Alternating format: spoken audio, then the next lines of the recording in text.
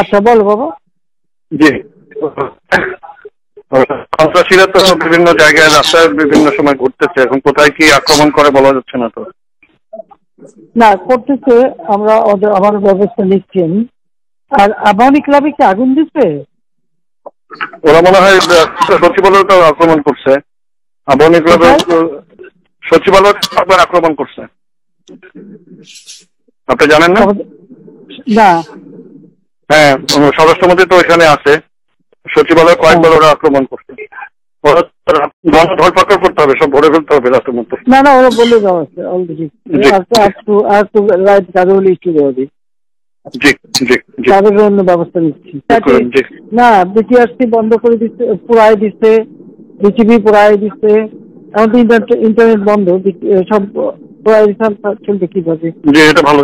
জি, না পুরাই দিচ্ছে, মেশিনপত্র সব পুরো।